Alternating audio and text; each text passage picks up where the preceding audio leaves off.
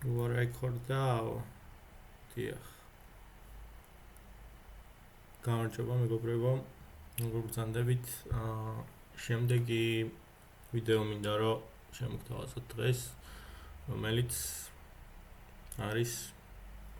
რომელიც შეეხება აღნიშნულ თემას დღევანდელ ვიდეოში ჩვენ განვიხილავთ 15 წეს რომლის შესრულების შემთხვევაშიც იღბალი სიხარული ბედნიერება არ მოგვაკლდება. ანუ იქნებით ასეთი დაახლოებით რომ წარმოვიდგინოთ ილუსტრაციისთვის. დიახ. დავიწყოთ. მეც პირველად ვკითხულობ თქვენთან ერთად და თქვენთან ერთად განვიხილოთ თითოეული ნაბიჯი წესი, რომელიც უნდა დავიცვათ გავმოკლით. პირველი. წესი ნომერი პირველი.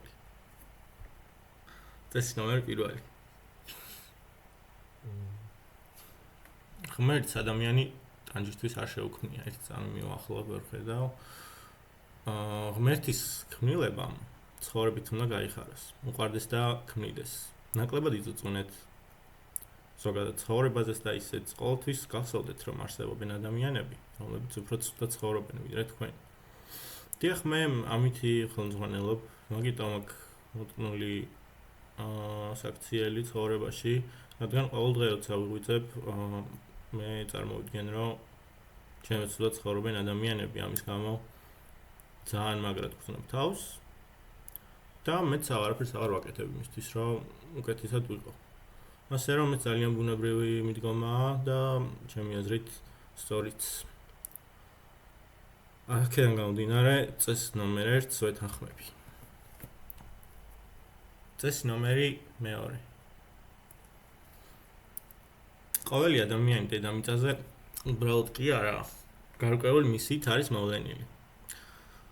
მან უნდა გამოვალინოს საკუთარი ღვთიურობა და რამით უნდა გააუმჯობესოს მის ირგვლივ არსებული გარემო. ღმერთი ადამიანს აძლევს ნიჭს და ძალას, რომელიც ქვეყნის სრულყოფილებისთვის უნდა გამოიყენოს და ასევე უნდა დაეხმაროს მათ, ვისაც რეალურად სჭირდება დახმარება. მე ძალიან ბევრ ადამიანს ვეხმარები, მინდა ვთქვა, ჩემ გარშემო სიტუაციას და მდგომარეობას და გარემოს, რა თქმა უნდა, ასევე ვცდილობ რომ გავაუმჯობესო. ალბათ მოგეხსენებათ, რომ მე ძალიან ბევრი მეგობარი მყავს და მე ყოველთვის ვცდილობ რომ ყველა მეგობარს გავხალისო ცხოვრება. კომპლიმენტებით, ასევე საჩუქრებით ყოველ კვირას რაღაცას ჩუქნი ჩემ მეგობრებს. და არ მხოლოდ მეგობრებს, არამეგობრებსაც და ასევე ბოლო ხანებშიც უკვე ტრებზეც გადავედი, ტრებსაც ძალიან ბევრ საჩუქარს ვუკეთებ ხოლმე კვირის განმავლობაში. დიახ. ასე რომ ვეთანხმები ამ დებულებასაც, რა თქმა უნდა, ყველანაირად. კარგით, შემდეგი წესი არის მესამე ნომრად განწესილი, რომელიც გვეუბნება შემდეგს, რომ უნდა შევეცადოთ, რომ სიყვარულით ავავსოთ ჩვენი და ჩვენი ახლობლების ცხოვრება. ეს ყველაფერი ამ ყველაფერს თუ ვიზამთ, მოვიზიდავთ ფინანსურ სტაბილურობას ჩვენი მიმართულებით. და აგრესიის გამოვლენის შემთხვევაში, თუ პირიქით ვიზამთ ჩვენი თავის და ჩვენი ახლობელი ადამიანების მიმართ, ცხოვრება წავა უარესობისკენ. ჩემი აზრით ამ წესს არ ვეთანხმები და ვფიქრობ, რომ პირიქითაა. ჩემი აზრით ახლობლების მიმართ და ჩვენი თავის მიმართ უნდა გქონდეს, ასე რომ ვთქვათ, გარკვეული ზიზღი, რადგან თუ ზიზღი არ გვაქვს ადამიანის მიმართ და არ გაუუბედურებთ ცხოვრებას და არ გავუმწარებთ, ჩვენ ფინანსურ სტაბილურობას ვერ მივიღებთ, იმიტომ რომ ფინანსური სტაბილურობა მხოლოდ იმ შემთხვევაში გვაქვს, როცა სხვას ვართმევთ. ასე რომ თუ სხვის კეთილდღეობაზე ვიფიქრებთ, რა თქმა უნდა, ჩვენი ფინანსები წავა ყლეში. წესი ნომერი 4. ცხოვრებაში შემთხვევით არაფერი ხდება. არ ვეთანხმები ამ წესს, ცხოვრებაში ყველაფერი შემთხვევით ხდება, გარდა იმ რაღაცებისა, რაც შემთხვევით არ ხდება. დიახ, დანარჩენს ვეთანხმები. წესი ნომერი 5. მეოთხე წესთან პირდაპირ კავშირში არის ეს მეხუთე წესი, ესე გვეუბნება ჟოლოჯი. აზრები იწვევს მოვლენების ფორმირებას. ანუ ეს წესი გვეუბნება, რომ ჩვენ ასაც ვფიქრობთ, იქიდან გამომდინარე ხდება მოვლენები ჩვენს ცხოვრებაში. რაც არის მტკნარი სიცრუე, ჩვენ ასაც ვფიქრობთ, ჩვენ ამაზე ვფიქრობთ უბრალოდ. ხოლო შემდეგ ხდება მოვლენები, რომლებიც არანაირ კავშირში არ არის ჩვენ ფიქრებთან. და პოზიტიურად ვიფიქრებთ თუ საერთოდ არ ვიფიქრებთ, მაინც მოხდება რაღაცები და ჩვენ ვერასდროს ვერ გვეწოდინება რა შეიძლება მომხდარიყო სხვანაირად რო ვეფიქრა. იმიტომ რომ ფიქრია უბრალოდ, ანუ ჩვენ ქმედებებზე ფიქრი როგორც წესი, ჩემი დაკვირვებით ემპირიული დაკვირვებით მე ვარ თბილისის სახელმწიფო უნივერსიტეტის სოციალური და პოლიტიკური მეცნიერებების დოქტორი და ვიცი ასეთ საუბრობ, ჩვენი ფიქრები თითქმის არასდროს არ ახდენს გავლენას რეალობაზე. აქედან გამომდინარე, ვიფიქრეთ ნაკლები და საერთოდ არ კონცენტრირდეთ მომავალზე. რადგან მაინც ძალიან დიდი ალბათობა იმისა, რომ დაგენწრევათ მომავალში და ყველაფერი ყლეში წავა. ეს ორჯერ ორია, მეგობრებო, და ეს უნდა მეთქვა მადლობა. შემდეგ წესზე გადავიდეთ, მოდი, ერთი წამი.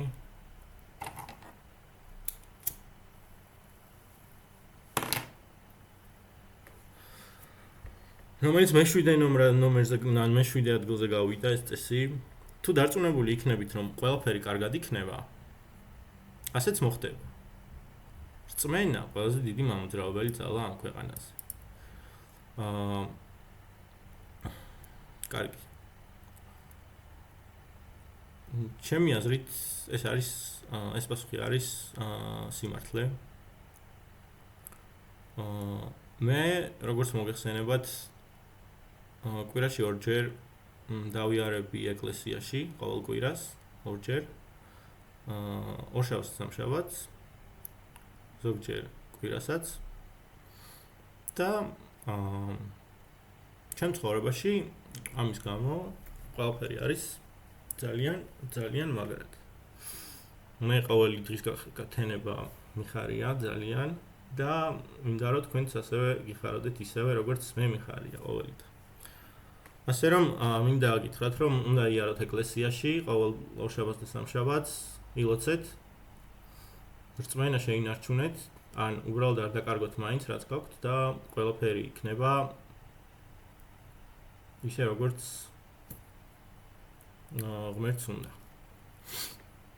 მე-8 ნომერზე გავიდა შემდეგი წესი, რომ ყველა ადამიანს შეუძლია გადარჩეს. ოღონდ ღმერთის დახმარებით. ხო, ის ყველა ჩვენგანშია. თავარია ჩვენ შევძლოთ მისი პოვნა საკუთარ თავში. დავუსვათ კითხვა და მივყვეთ გულის ძახილს.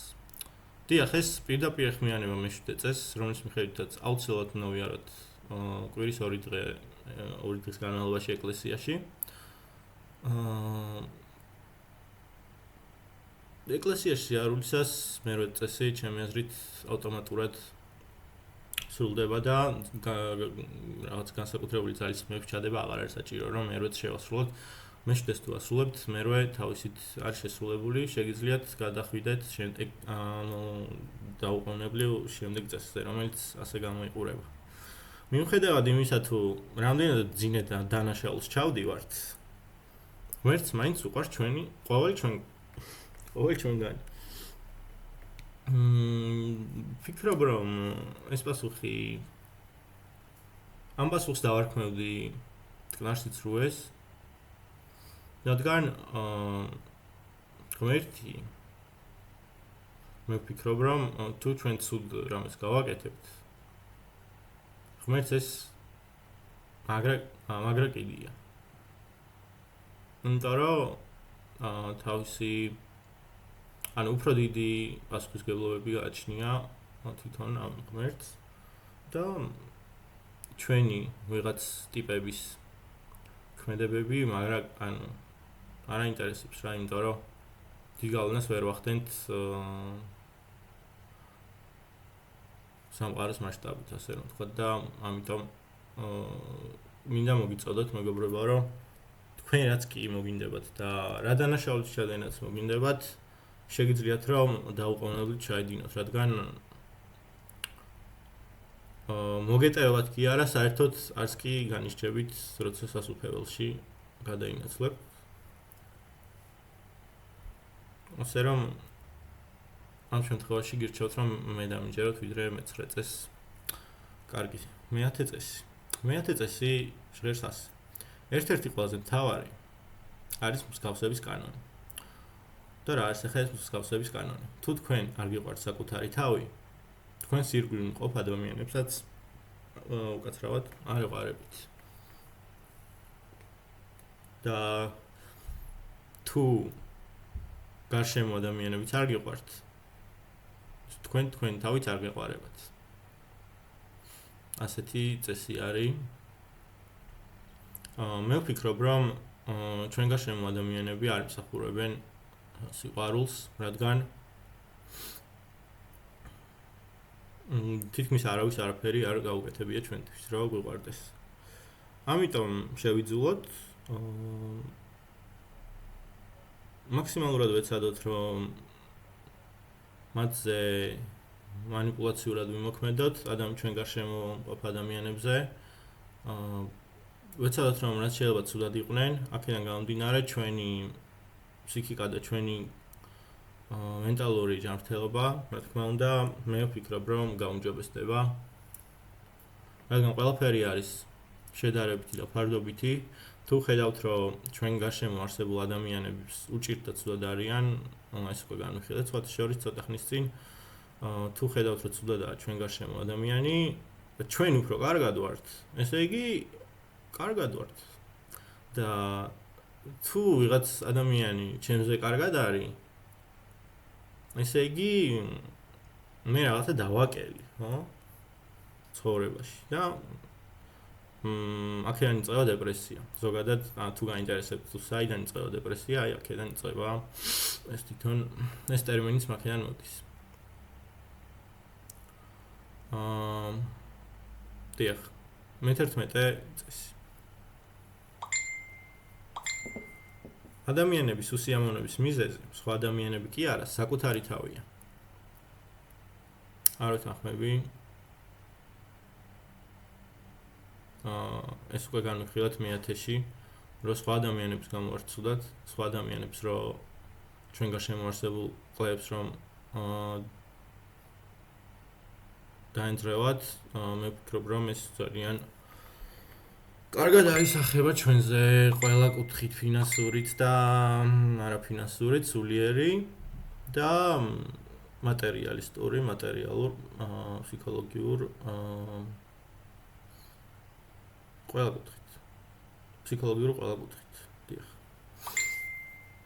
მე-12 წესი ადამიანში ყველაფერი ერთად არის თავმოყრილი ძალაუფლება სახელი დიდება ფული ამოცანა იმაში მდგომარეობს აი ახლა გავიგებთ თუ რაში მდგომარეობს ამოცანა თურმე ამოცანა იმაში მდგომარეობს რომ გავათავისუფლოთ ყოველივე კარგი რაც გაგვაჩნია ჩვენ ადამიანებს ეს კი იმ შემთხვევაში მოხდება თუ დავიცავთ ღმერთის 10 მცნებას ეხლა მე დეტალურად არ ჩამოვთვლი ამ 10 მცნებას ალბათ ყველამ ვიცით მე მინდა გითხრათ რომ არც ერთ არ ვეთანხმები და გადავალ შემდეგ წესი მე-13 წესი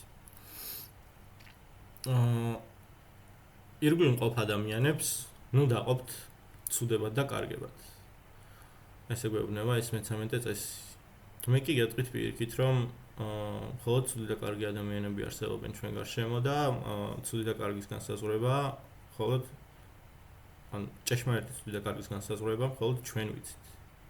ჩვენთვის და საკმარისია. მე როგორც აღვიქვამ ცუდს და კარგს, ეგრე არის ჩემთვის და მან სრულდება. აქედან გამომდინარე, ცუდება და კარგებად უნდა დავყოთ, ცუდებს ცუდად უნდა მოექცეთ.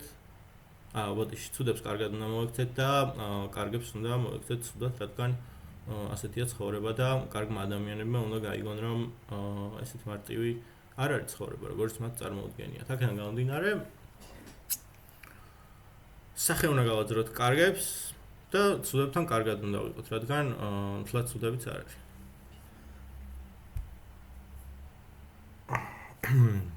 მე-14 წესი.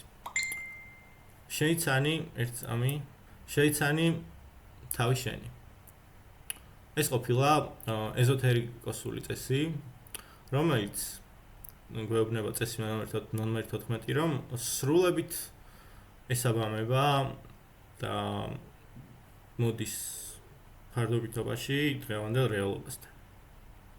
თვით შემეცნება არის საკუთარი თავში ნიჭის და შესაძლებლობების აღმოჩენის პროცესი.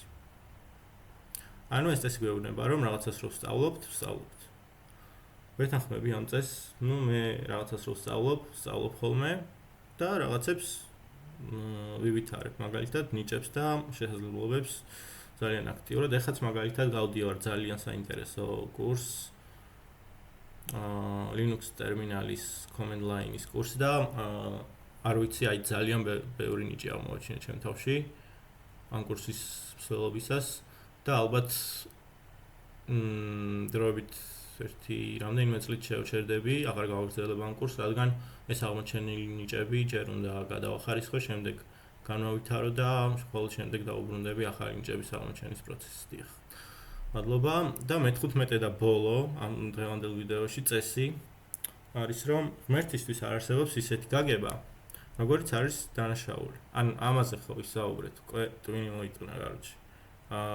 არსებობს დანაშაული და კარგია. ყველა უნდა ჩავიდინოთ დანაშაული, რათა უკეთესად ვიყოთ. ეს ლაინი მიყვება ჩემს მთელ ვიდეოს და ვფიქრობ, რომ ძალიან კარგად აგიხსენით თუ რატომ უნდა გავაკეთოთ ეს. ერთადერთი, რასაც გირჩევდით, ისაა, რომ დანაშაული ისე ჩავიდინოთ, რომ ვერან ვერ გაიგოს, რათა თავიდან ავირიდოთ სასჯელი. ეს არის და ეს. და ბოლოში არის ბონუსი, ბლიცი. თუ შევასრულებთ ამ წესებს და გავითვალისწინებთ მათ, სულ მალე გვეწევა ბედნიერება. უნდა ვიყოთ დიახ, ბედნიერები და ამისთვის უნდა გავიღიმოთ ძალიან ბევრი. ხოლო ძალიან დიდი მადლობა ჟოლოჯის, ენჯელჯის და ქალბატონ ლალი ადიკაშვილს.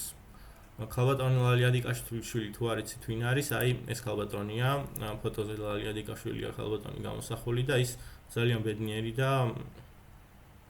ბედნიერია და აღარ იცის რა ქნას ბედნიერებისგან. როგორც ხედავთ, ფოტოზეც ზღვა და ღრუბლები ერთად აქვს აღბეჭდილი. აქ და მთებიც ასევე და თვითონაც ხედავთ ფოტოზე ძალიან იღიმის და ვფიქრობ, რომ ყველაფერი ისე აკეთებს, როგორც ამ სტატიაში იყო განხილული. ამიტომ მადლობელი ვიქნები თუ გაითვალისწინებთ ჩემს რჩევებს, მადლობელი ვიქნები თუ მიყვებით ამ ცნებებს და მედია დაგეხმარებათ ჩემი ანალიზი ამ ცხოვრების წესებთან დაკავშირებით, რადგან მე ძალიან მინდა რომ დაგეხმაროთ და ჩემსავით კარგად იყოთ ცხოვრებაში. რომ ყოველი დღის გათენება გიხაროდეთ და ყოველი დღის დაღამებაც გიხაროდეთ. ღამის გათენება და დღის დაღამება ბოდიში. და პირიქით. კარგით, დღეისაც სულ ეს იყო, გამომიწერეთ აუცილებლად და შემდეგ ვიდეოში ისეთ რამეს შემოგთავაზებთ, რომ ვერც კი წარმოიდგენთ უბრალოდ. ამიტომ დამოფოლოვეთ, რომ არ გამოტავოთ. მადლობა, კარგად, ბედნიერი საღამო.